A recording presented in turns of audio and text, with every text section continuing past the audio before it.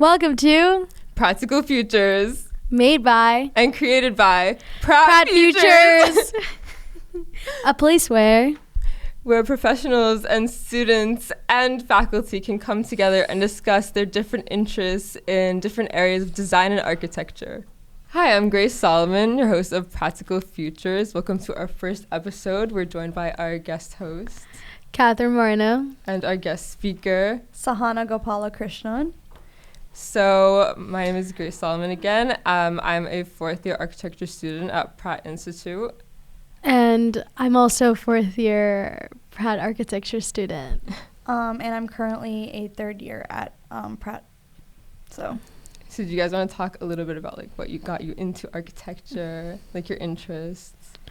Yeah, I would say like everyone always says that like it starts with Legos, but I guess not with me. I would say like when I was younger, a math teacher kind of like introduced me to like architecture, and we were kind of designing the interior of like a space and kind of the area and function of that. So it was like very, very young age, like 7th grade. But then I loved it since then, and kind of including like sustainability and like social practices and policy, like super important to me. Mm-hmm. And for me, it was definitely every time I used to visit India when I was younger, it used to be so crazy to me how many times we would visit like so many temples all the time. But then like around like high school, I used to start thinking about these temples like, wow, like thousands of years ago, they used to build these things so high, so intricately, like how did this happen? And that really sparked my curiosity in architecture, and that really brought my interests into it, and I always think about it every time I design something. Yeah. So what about you? Oh, I guess for me it did start with Legos, but since then like I've been really into art since a young age, and I wanted to find something that kind of combined art with a more of like a STEM related field. And then like recently I've been very into like affordable housing and like how to incorporate that with sustainability and like social justice and some way to combine everything. And I guess architecture just is that combination of like all of my interests. That's great. That's so cool. Yeah. Awesome. All right, I guess let's like get into an icebreaker question. Like, let's break the ice. Let's get into it. Okay, Sahaana, we have a little icebreaker question for you. Okay. If buildings could talk, which one would have the best story? I would definitely say any one of those Hindu temples that I visited, honestly, because even today they're so crazily visited. There's so many devotees that go visit those temples, and every time you walk into one, there's this personal experience that each person feels. And I feel that building, if it were to tell the story of how many people have been in there, what went on in there, like it would just have so much to say. Like I feel like you could just listen to that temple talk for hours. No, 100%. Like imagine years and years of stories. Like the materials, everything. And I guess like that's exactly what we're gonna like delve into. Like what are the stories behind that? And I mean like you were kind of like bringing up like something super interesting if you kind of wanted to like get into it. Yeah, so essentially like Hindu temples are based off of a tradition from Hindu scriptures called the Vastu Shastra. And essentially the Vastu Shastra is a concept that is relating to the plan organization that talks about its cardinal direction, the room-to-room ratios, kind of the dimensions of everything. And it also it's very, very complex, but it essentially helps the building not only create a unique experience for an occupant, but it also creates a unique relationship to the built environment around it.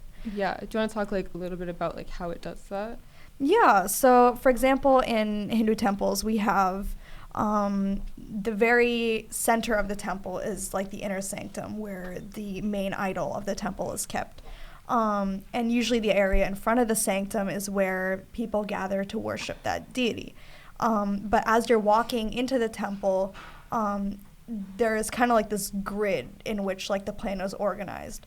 And in each of these grids, like usually they place an idol and like some of like the non-major idols and like kind of these concentric patterns around the main deity, so you're kind of like circulating around the temple in a very specific way, and it makes you feel like you have a very personal connection to the temple itself. And it's a very unique experience that, like, unless you go visit, you can't really tell what it is. Like, it's usually, like, India is a very hot climate, right? But for some reason it feels cool in there. Wow. But not cool, but like, you know, like cool enough to the point where it's somewhat comfortable, you know. And it's really interesting how that happens, especially since these were built like thousands of years ago. Yeah, like given like the environmental and like the climate considerations. Right. Yeah. And like how should like buildings be designed to ensure like maximum light and ventilation, like specifically in like there? So essentially, and Vastu Shastra addresses this because of each cardinal direction meaning something different. So in India, if you orient the building towards a certain direction, like here in New York City, you would say like the south facade gets the most light. You would want to maximize your solar gain or whatever during the winter on that side of your building. Your windows. Exactly. Yeah. So in the same way, they used to do the same exact thing in India, but following the Vastu Shastra. And obviously, like in these temples, because these are built with heavy granite stones, the inside was not as well lit, so they would literally use like fire to keep the building lit. So they would still do that. Like to this day, they still do that. Oh, wow. And in some areas, they have like apertures to allow for the ventilation. So that's why it feels so cool in there, because they have certain like meticulously placed gaps in the stone and kind of this beautiful like interlocking system that allow for the air to pass through the building and therefore like, you know, keep it cool. So no, I think that's so like crazy too. And I feel like it specifically, like, not to bring it back to kind of like curriculum, but like Pratt like talks about, like, it brings you into like third year specifically. Is that like how you kind of started thinking about this, or like this was always in the back of your mind? Just like for a preface, but like Pratt like kind of has like sustainability and like building codes like during third year, and like that's where like they're always kind of like sprinkling it in, but like that's sort of when they go more like in depth. That's so what that's we learn like through classes and like So I'm like wondering is like what were you thinking about when like these things were happening, like, and like were you able to like relate your interests about this into the Pratt curriculum? Yeah, I mean, it's really interesting because it's, especially in design right now, it's not exactly like, sometimes like with the programs and the sites that we're given, we have like crazy constraints that are so difficult to work with. Especially if it's like in New York City where like, the climate's crazy. It's like, so we crazy. Get every type of weather. Right. And like relating to the climate of India, the climate here is so different. So like if you were to imply some of these strategies, you can't exactly do it in the same way, you know? Like you have to think about what strategies you can and can't apply, because some of these strategies are very specific to that environment. So you need to think about, when you imply some of these things, like what do you take and what works for your site, for your building. And so what do you think is like the most important takeaway, like from kind of like analyzing this and like kind of like spending your time like looking into this? Definitely like orientation of your building matters so much, and the way that it sits on your site and relates to the environment and the other buildings or whatever may be around it matters so much, because like, for example, in the Vastu Shastra, the way that the building relates to maybe other buildings around it matters. So when you think about the way that your interior grid perhaps relates to the grid of another building neighboring it, it kind of like ties the entire built environment together. And I think that's really I think that's really important to talk about, because like the site, that's also like, if you think of that as a grid, you have to manipulate that to kind of tie in with the other grids, so you know, like you don't disrupt this kind of like flow of what we have going on. Yeah, I think that's definitely something we're lacking in like learning.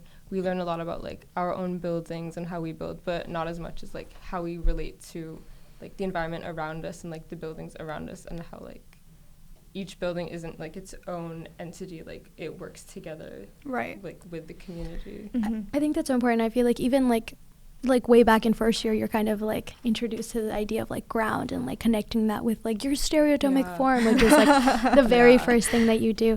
But like I feel like once we get into like these different years, like we totally forget about site, and like they make us do these like site analysis. And I feel like even like firms nowadays, like they do site analysis, but sometimes like the actual building that's being built has like no relation to the site, to the community, to anything like that. It's like something we have to do at the beginning, and then like by the time we get to the final presentation, it just like goes up in the air. Yeah. Like even like now, like in my current studio, like we're thinking so much about the ground because that's the part that relates the most to the community, not your actual building. Like that's what's touching the ground. That's how people are going to approach your building. And I think that's really important to address like before anything else, honestly, because that could determine what your output building is going to be. No, yeah, especially these like grids that you're talking about, like the way that they're able to relate to each other. How does that like end up happening? Is it like each of them have a different grid, or is it like one whole grid that ends up like encompassing like this entire site? So like in New York almost like has a grid, right? Or like Rome has like a certain type of grid. But here it's like interior, like the grids are in the interior. Like I'm just wondering. No, it's really cool because, for example, cities like Jaipur and even if you think about like Corbusier's plan for Chandigarh, even though it's not necessarily a grid, it's like each like intersection is a roundabout. Like, isn't that so kind of weird to think about? Because like, you know, we have like all these lights here in New York City, and like you think about every intersection being a traffic circle. Like it's so interesting to think about because like the city itself can be a grid, but then I think this relates to more of like how programs are placed inside of a building working in this grid, and how that program can relate to the adjacencies of like other buildings and their programs. So for example, like in our current project, we have Sarah D. Roosevelt Park as our, you know, hypothetical site. And there's kind of like a high school in like the southeast-ish area of our site. And people are saying like, it's so interesting, like why don't we like place our classrooms in that area? Because like, you know, thinking about the adjacency between those classrooms and that high school, like it's kind of interesting. Cardinal direction. Cardinal direction. Yes, like the position, like everything comes together. It does. And you were like mentioning this though. I'm sorry to cut you off, but like you were mentioning this, like now that we're like kind of talking about this grid and like how like kind of introspective, like you can see inside. How does like Vastu suggest like placing different rooms and spaces within like a residence space or like cardinal direction specifically? So we have essentially like each direction represents something different. So for example, you say, according to Vastu, you have to place your entrance towards the northwest because as you're exiting the building, that gives you the most kind of positive energy. It gives you like, you know, you're kind of going somewhere wealthy, you're growing. It represents growth, you know. So thinking about each direction, what each direction represents, and kind of how you place the program according to those directions is really important because that kind of represents like think about what's going on in that space and think about how it relates to kind of the theme of each cardinal direction. And that's kind of how they place the programs within a building. So it can get very complicated very quickly. And it can get very tricky very quickly, which is why I think it's so interesting to think about because I don't know, even today when we start designing things, like maybe that could be something significant for, maybe that brings in the most light for you, or maybe that brings in the most ventilation for you. Like, you never know. And I guess, like, a lot of cultures have that idea of, like, where you position your rooms. Right. And I think it's important to use that in our own, like, how we design and, like, really think about, like, the context around the building and, like, how that relates to our interior program. No, definitely. For sure. Like earlier we kind of like made this sort of like off camera, but we were kind of talking about like not like, hopefully this isn't like insensitive at all, but like this is almost like feng shui, right? Like focusing on like the flow of like shui and the balance of yin and yang. And like something we kind of found was like super interesting. Well, I personally thought it was super interesting how like Native American tribes like have their own tradition of space and architecture, and it kind of like goes through all of this. Like Germany, right? Like they have like this thing, I don't know how to say and I don't want to like butcher it, but it's like building biology, like a contemporary movement that focuses on creating living spaces that are holistically healthy, considering factors like electromagnetic fields, indoor air quality, and like natural materials. And I feel like this all like goes back to like ancient times, like literally specifically to what like you're talking about, and like the idea of like rule-based systems. Yeah, it's really cool because if you think about like some like, for example, like one of my favorite, most beautiful temples that I visited was located in Kerala, and it's called the Padmanbhaswamy Temple, and it was so beautiful when I visited. It was so, the rules, of course, were very strict, of course, for entering it, but it was so beautifully constructed, and it felt such like a personal relationship to the building when I entered it.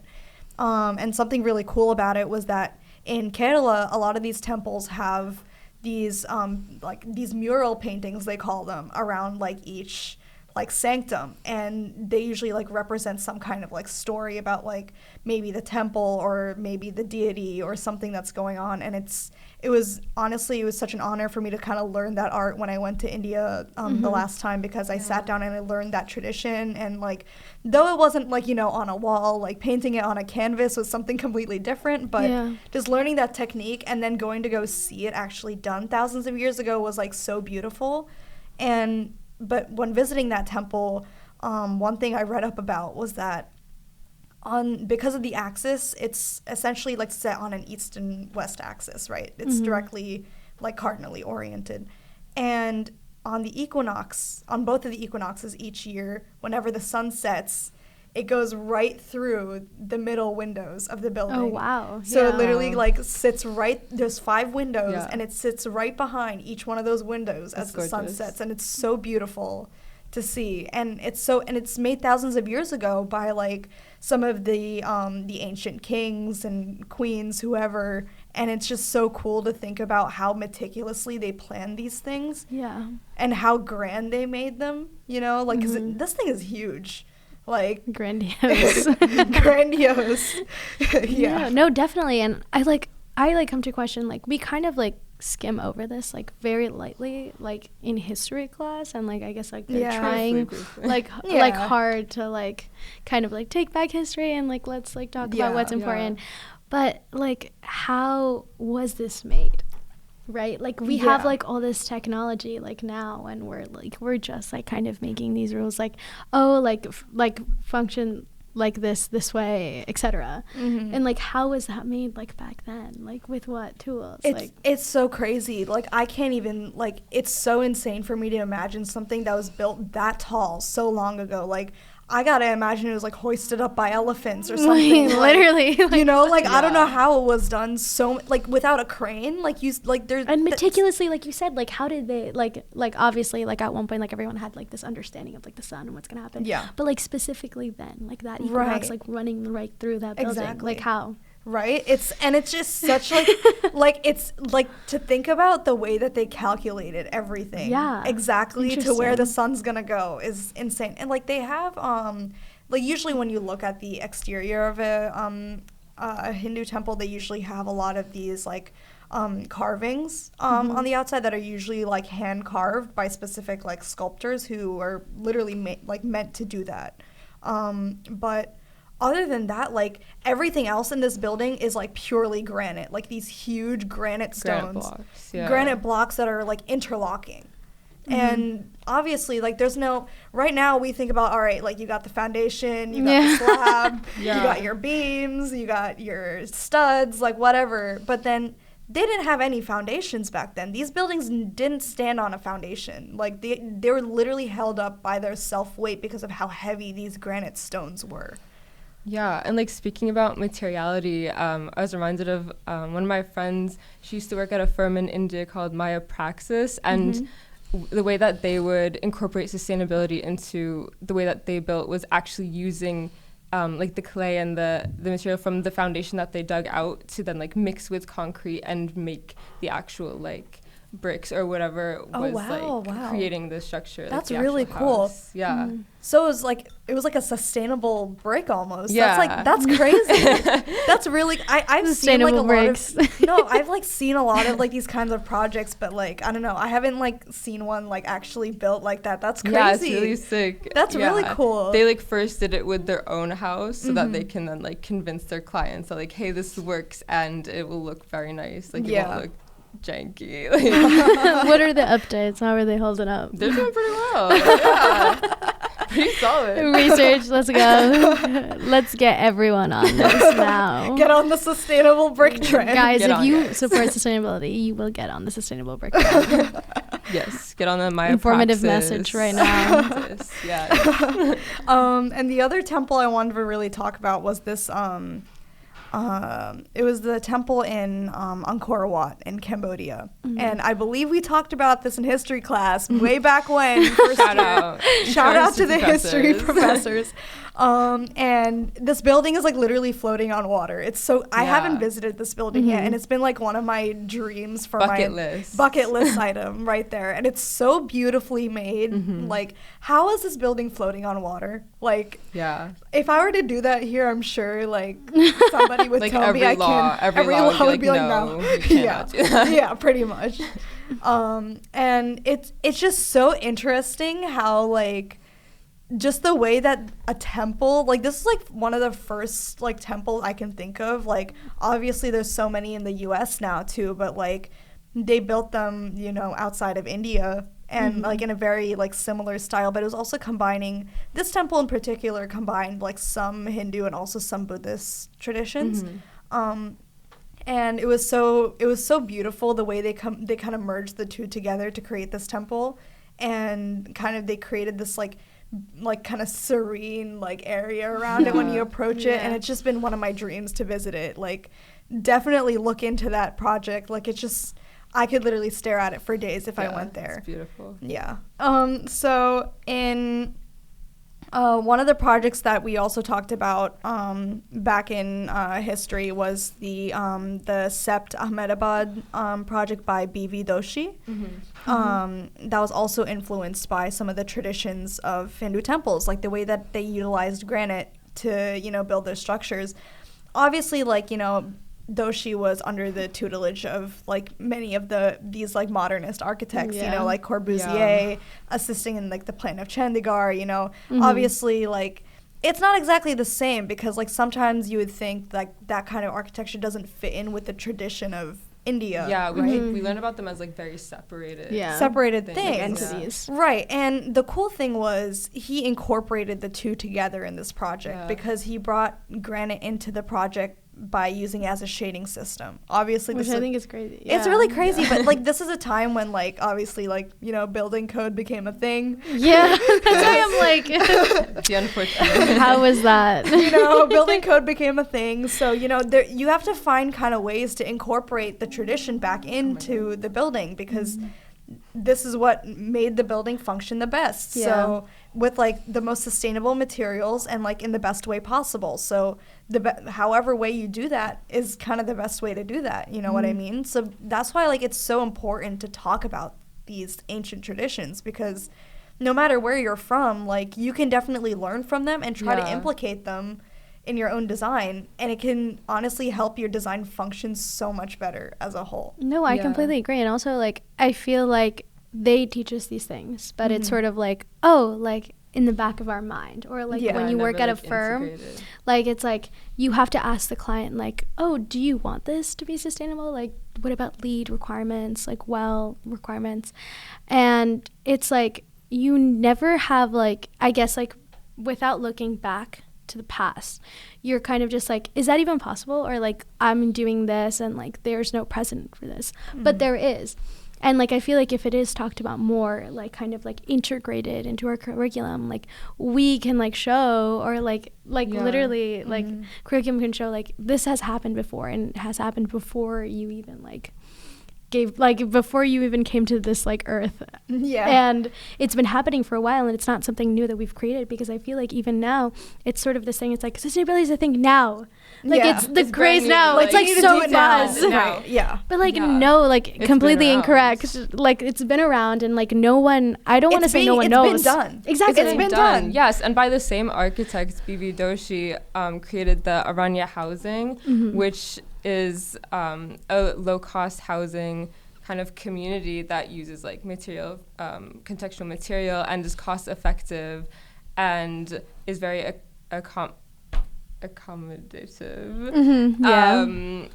And it kind of thinks about, you know, parts of living that the Western world doesn't really like integrate when they're designing buildings. Like they design for more of like a community where you can, you know, walk outside and see your neighbor, because the houses are kind of separated. Whereas here in New York, when it's all very compact and like dense living, you don't really get that same experience of like walking outside your door and like seeing your neighbors like walking home from work, or, you know, so the idea seems like so kind of like suburban, you know what I mean? Yeah.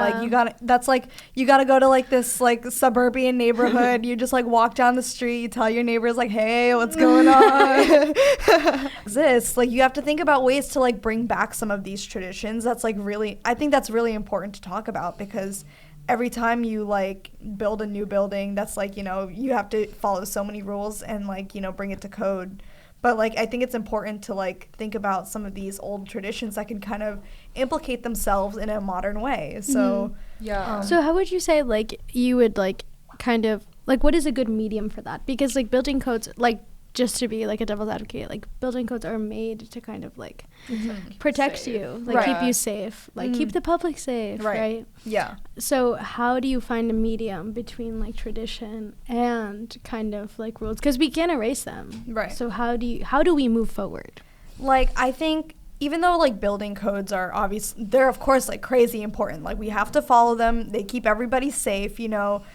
We should always follow building code. But, you know, if you think about like materials for like facades, for example, that's a great way to do it, because if there's a material that, you know, meets whatever requirements, but also, you know, pays like some kind of like homage to whatever tradition you want to, that like makes the most sense for your building, I think it would make sense to go for it, because, you know, if it makes sense to your design and, you know, it agrees with the code, I think it makes sense, you know? Like, I think these are some of the ways that like now we should start critically thinking about, especially now that we're in an age of, you know, climate change. Yeah. And, you know, some of these changes need to be made and very quickly, and the built environment causes so much of this, you know? I guess, like, then, like, leading, like, to that point, like, how do you take almost, like, what is being made? Because a lot of times, like, you know, we're facing an era where, like, there's a bunch of buildings, right? Like, developers are going crazy, but there is a lot of buildings that are, like, kind of, like, not in the best conditions. How do you renovate,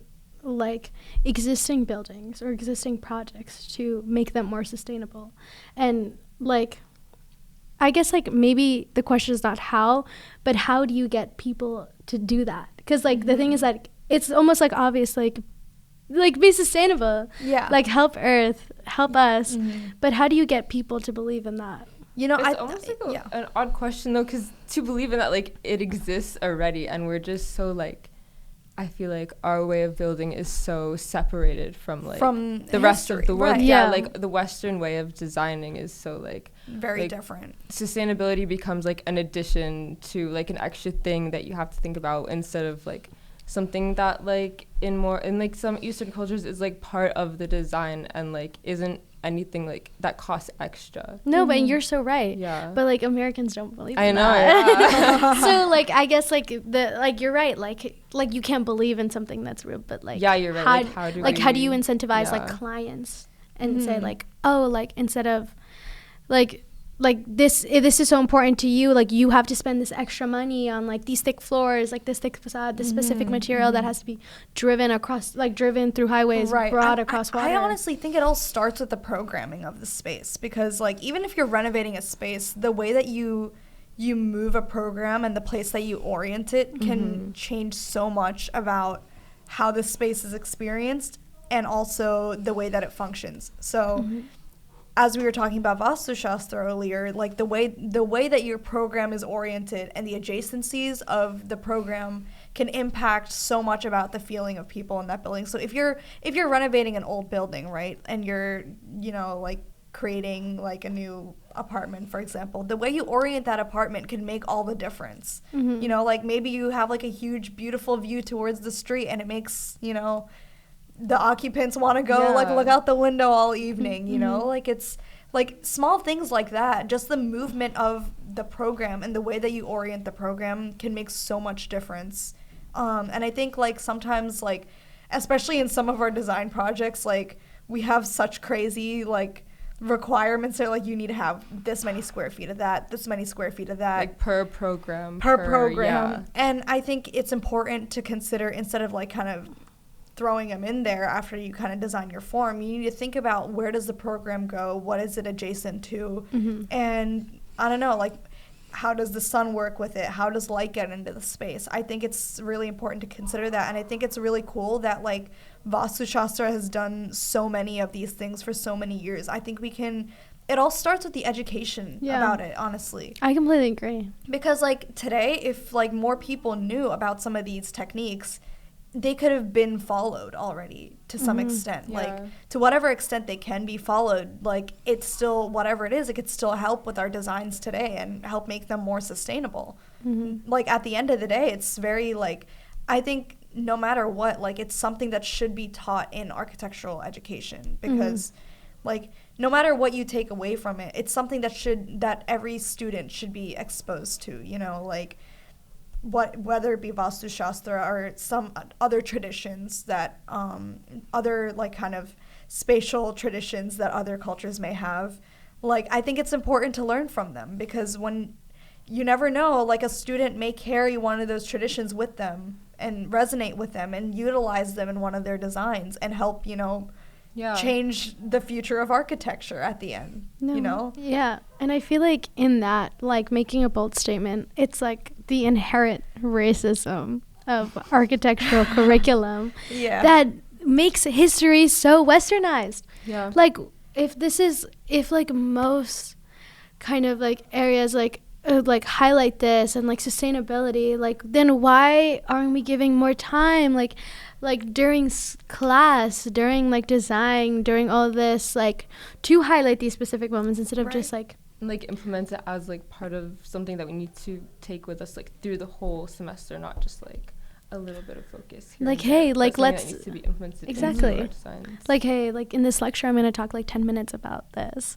But like then we talk about like every European place exactly, for the like application hours. is what's important, not just like, oh, we have to learn about this, so we learn about it. And like, it was really like, I remember like first semester we did talk about Vastu Shastra, but very, very quickly, because obviously it's a very complex thing, understandable, you know, but then it should get like even more time. Right. I think it's something that at least should be touched upon, and like these kinds of like grids, these kinds of systems, and the way you organize a space, that's going to be like, you know, when you're designing a building and you're stuck on, you know, where do I place this program, like, and you're just like, I don't know what goes where, like I don't know how to like, and you're like kind of in this lost space, like that could be something that helps keep you in check, you know.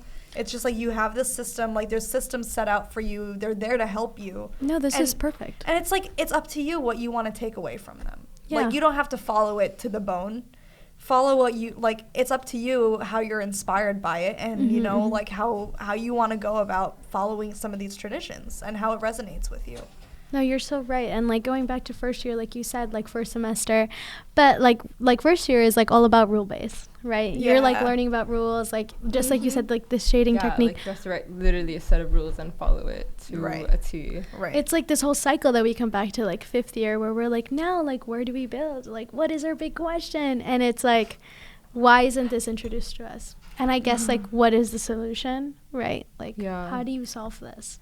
Right. I don't know. Big question. That's a really big question, but you know, this could be the start of it, you know? Yeah, like talking about it. At least talking about it and educating people about these kinds of grids and these kinds of systems are really going to help not just students, but like all architects and all designers in so many ways that that could really be beneficial to the environment and, you know, helping the future in architecture. Yeah. And that's I why think this podcast is important. Yeah. This episode specifically. And that's why we started with this episode. Thank you so much, guys, for participating. I really enjoyed talking to both of you and like hearing your points of view and everything you had to say about the topic. Yeah, no, I would say what are some like key things, like if someone like were to skip to the end of this podcast, what would you want them to like take away from this? Well, one, I think ancient traditions are worth learning from, you know. Definitely. I think they're worth learning from. They're worth looking into and helping and learn from them and try to think about how you can incorporate them into your design, because it can be so helpful to you. And also, I think just like the way that it's taught to you, I think it's something that needs to be spoken, not only used, but also spoken about. Yeah, I think it's super important to remember that a lot of the problems that we're trying to solve now have been solved. And we just need to take a closer look at the solutions and how to implement them. 100%. Let's take a gander into the past. Okay. Thank you guys so much again for coming on. No, my pleasure. Yeah, that was great. Thank you. Like, subscribe. Yes, and if you want to be a guest speaker on Practical Futures, DM Pratt Futures on Instagram, and we'll get back to you. Hit that share button and send it to all your friends.